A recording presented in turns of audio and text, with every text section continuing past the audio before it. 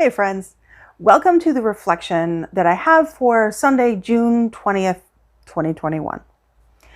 So up until this point in Jesus' ministry, he's been doing the normal sorts of things that a traveling rabbi and wonder worker did. He preached, he taught, and perhaps healing. He did. The most outrageous thing he did was to exorcise demons, and that alone unnerved the religious elite. But still, this sort of behavior was to be expected from one who really was sent by God. At this time in history, in this region of the world, if a person came as a prophet of God with a new and radical interpretation of the ancient and holy wisdom, which we call the Old Testament, but which was ancient even in the time of Jesus, it would be expected that they would perform miracles, specifically the miracle of healing. How else could people tell if you really had God's stamp of approval? It would have been a checkbox that people would have needed to check off to even listen to what Jesus said. And so it had been with all of the time of not of the time traveling rabbis, just the traveling rabbis and wonder workers before him. And then we hear of the incident of the storm in the night. It's in chapter 4 of Mark's Gospel. Jesus is only with his closest followers at this point in this story. They're in a series of boats crossing the Sea of Galilee, which at its very widest point is only 8 miles across. Halfway across the lake, a storm whips up, the boats are beginning to swamp, and all of the experienced fishermen know that they are in an incredibly dangerous situation. They're going to die. All of them. That night.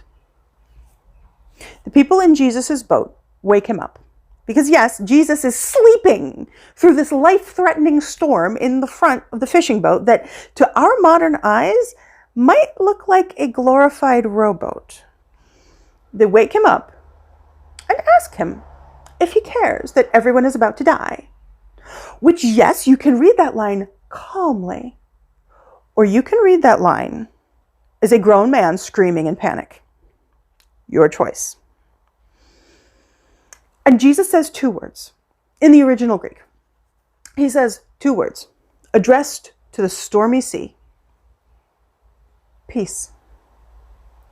Be still. That's all that is needed with the amount of power that he has.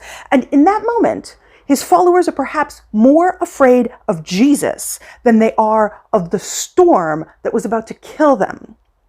Because being a traveling rabbi is one thing. Being a prophet of the living God and a wonder worker is almost passé at that time. Many people claim, and some probably are, and Jesus was appealing enough for them to want to follow him. But this was something none of them had ever seen. This was something that none of them had ever even heard about. Not in all of their ancient scriptures did a prophet of God command anything in the world with such authority, with such informality, and without even having to pray to God to make it happen. Sure, Elijah called down lightning and fire, but only after heartfelt prayer. But Jesus? Jesus spoke as if he were God himself, with all the power over everything in the world. To a raging and deadly sea, he said, "Chill out." And it did.